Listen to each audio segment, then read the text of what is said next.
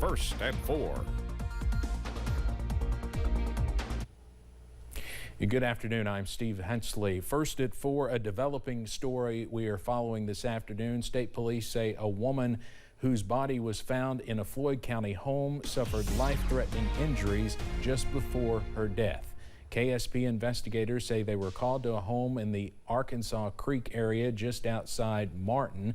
State police say their initial investigation found 39-year-old Amber Spradlin of Prestonsburg had suffered life-threatening injuries. KSP says she was pronounced dead at the scene by the Floyd County Coroner's Office. Investigators do suspect foul play in this case. There's no word on any suspects at this time, and no information, further information has been released yet by state police. We do have a reporter working on this story and hope to have more later tonight.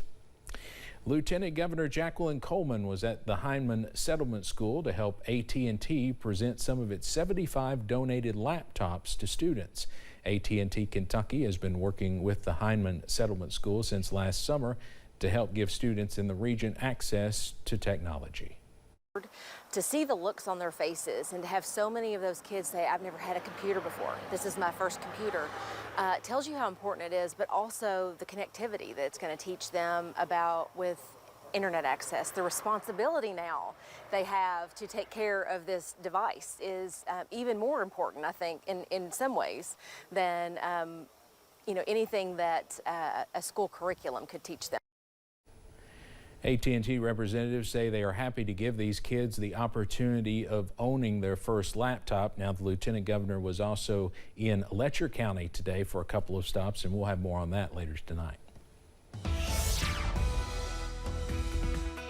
The big story as we kick off the work week, showers and storms continue across the mountains, and they will linger into this evening, also into tonight as well. Here's a look at First Alert Pinpoint Doppler. As you can see, scattered showers and storms continue. A heavier shower now in Morgan County, right on top of downtown West Liberty. Nothing severe, but some heavy rainfall, possibly some thunder and lightning as we go into this evening. Also watching out for a few heavier showers now near Inez and Martin County, just to the north of Prestonsburg, near the Floyd and Johnson County line. Also into Johnson and Lawrence County as well. A few heavier showers there near Flat Gap in northern Johnson County. Heavier showers also in Wayne County near Monticello, also on I-75 from London stretching into Whitley County as well. So we are watching out for more showers as we go into this evening. Those current temperatures are mild and muggy, middle to upper 70s for most of us.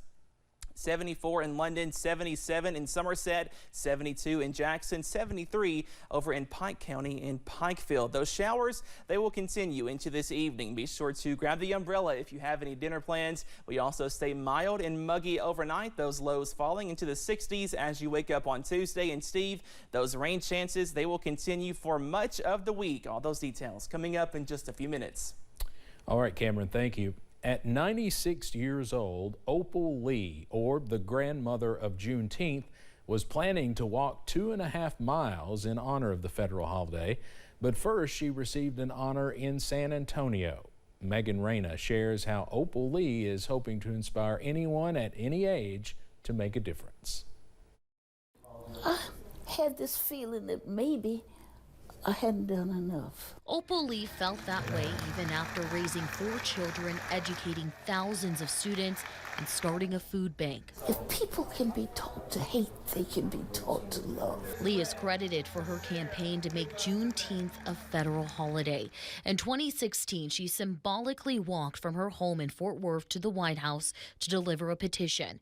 It would be years later, in 2021, she'd be standing next to President Joe Biden as he signed Juneteenth into law. I was so happy. I was so humble. I could have done a holy dance. And today, people throughout the community, including Bexar County Commissioner Tommy Calvert, filled the True Vision Church in San Antonio to help honor a woman who has dedicated her life to serving others. And her message of love and of it being on every one of us is a very important message for people to always hear. The grandmother of Juneteenth insists this holiday is about freedom for everyone. I say that I'm everybody's grandma, because grandmas, the children usually listen And I'm wanting people to listen. Megan Reyna, KENS 5. America's top diplomat met with China's president during his second and final day of high-stakes talks in Beijing. United States Secretary of State Anthony Blinken sat down with Xi Jinping for roughly half an hour. It is a crucial step aimed at cooling tensions between the two countries, as ties have been tense since a dispute over a Chinese surveillance balloon earlier this year. Blinken also held closed-door discussions with China's top diplomat. Israeli helicopter gunships struck targets today in the occupied West Bank as a gun battle raged. 3 Palestinians were killed, including a 15-year-old boy. The violence marked a rare use of Israeli air power in the territory. During the clashes, Palestinian militants detonated a roadside bomb next to an Israeli military vehicle. At least 29 Palestinians were wounded. A Syrian teenager who survived a shipwreck that killed at least 79 people off Greece embraced his brother for the first time during the weekend at a migrant camp outside Athens. The teenager burst into sobs as he and his elder brother held each other for several moments at the Malakasa camp. At least 79 people died and 104 were rescued when a fishing boat packed with hundreds of migrants capsized and sank last Wednesday morning. In parts of the country right now, the problem is too little rain. Minnesota is considered in the grips of a severe drought. Kirsten Mitchell spoke with a farmer in the town of Elk River who says it's not the lack of rain impacting, not just the lack of rain impacting crops, it's also the deer. We have a clay mix, and normally it's not powdery like this at all. Like this is, it's crazy. At the Nelson family farm in Elk River. We haven't had rain here in probably almost 2 months. It's the drip irrigation system keeping these rows of vegetables alive. You get tons of rain for like 3 weeks straight, and then you get no rain, and it's just, there's no consistency. Justin Nelson's parents started the farm 37 years ago. The family wants to expand another 2 acres or so, but the land is too dry to plow. The plow gets just stuck because it's like concrete underneath here. The drought delayed planting and hiked up costs and labor. Every time we plant a patch, we have to lay drip tape right away. It just takes a lot of time and extra money too. With dry land surrounding the farm, Justin thinks the deer are looking for new food sources. Recently, they hopped the electric fence to get to their pepper crop. We had a herd of deer that came in here and they ate like 50% of our peppers. If you go down through the rows, I mean, they nipped off the tops of every single plant. More than 1,000 plants were destroyed. It's very discouraging because you're just like, oh, I just put in all this time seeding these peppers, growing them in the greenhouse, planting them, all for them just to be gone.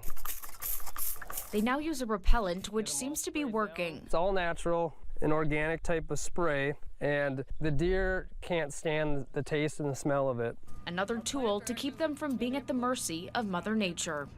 In Elk River, Kirsten Mitchell, WCCO News.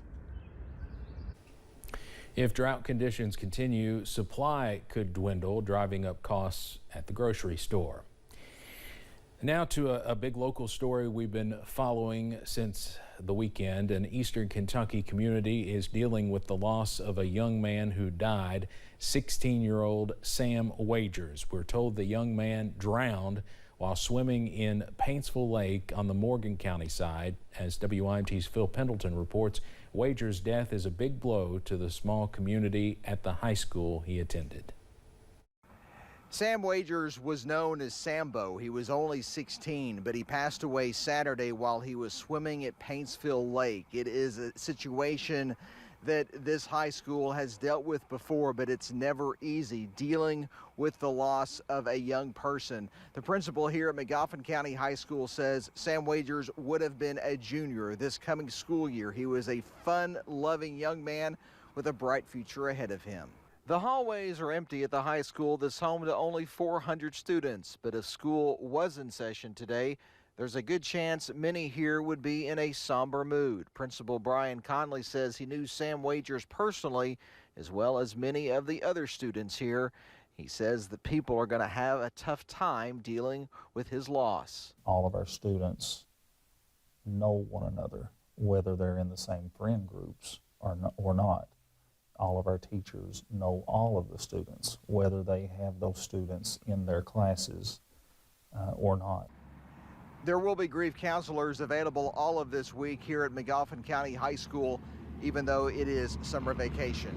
In Magoffin County, Phil Pendleton, now back to you. Phil, thank you. We do not know yet about funeral arrangements for Sam Wagers.